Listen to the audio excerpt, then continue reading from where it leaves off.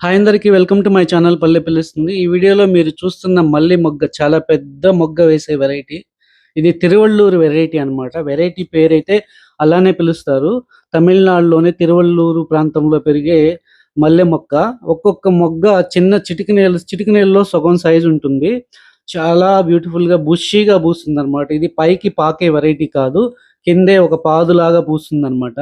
దీని ప్రత్యేకత ఏందంటే మొగ్గలుగా ఉన్నప్పుడు మనం కోసేస్తే ఫ్లవర్ అంత బాగా పూయదు. అంతే గాకుండా మంచి స్మెల్ రాదు. చెట్లోనే ఉంచి గనక మనం మార్నింగ్ కోసుకుంటే చాలా బాగా విచ్చుకుంటుంది.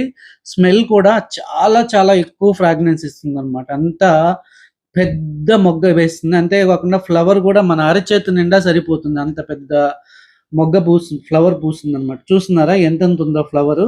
మీకు ఈ వీడియోలో చిన్నదిగా కనబడుతుంది గానీ, అరచేతిలో పెట్టుకుంటే మనకు తెలుస్తుంది ఎంత పెద్ద మొగ్గ అనేది. అంతే గాకుండా ఎంత బాగా పూస్తుందంటే ఫ్లవర్ ఒక్కసారిగా సీజన్ స్టార్ట్ అయిపోయిందంటే గుత్తులు గుత్తులుగా పూస్తుంది. ఇది ఆల్రెడీ మా చెట్టు పూసేసి అయిపోయిందనమాట. లాస్ట్‌లో నేను రీసెంట్‌గా సెలవులకెళ్ళినప్పుడు కొన్ని మొగ్గలు మాత్రమే చెట్టులో చూడడం జరిగింది. మీ అందరికీ పరిచయం చేయాలనే ఉద్దేశంతో అయితే ఈ వీడియో చేస్తున్నాను. చూస్తున్నారా ఎంతుందో? ఆ మొగ్గ అప్పుడే విచ్చుకున్న మొగ్గనమాట. ఎంత బావుందో! ఇంతకుముందు చూసిన ఫ్లవర్స్ లాస్ట్ డే ఫ్లవర్స్ అన్నమాట. ఇది ఇవాళ ఫ్రెష్‌గా పూసిన ఫ్లవరు. ఎంత పెద్ద మొగ్గేస్తుందో! చాలా బావుంటుంది స్మెల్ కూడా. తిరువళ్ళూరు మల్లి. మీలో ఎంతమందికి ఈ మల్లి గురించి తెలుసో కామెంట్ చేయండి. మీకందరికి కూడా ఈ వీడియో నచ్చిందని ఆశిస్తున్నాను. నచ్చితే ప్లీజ్ సబ్స్క్రైబ్ మై ఛానల్.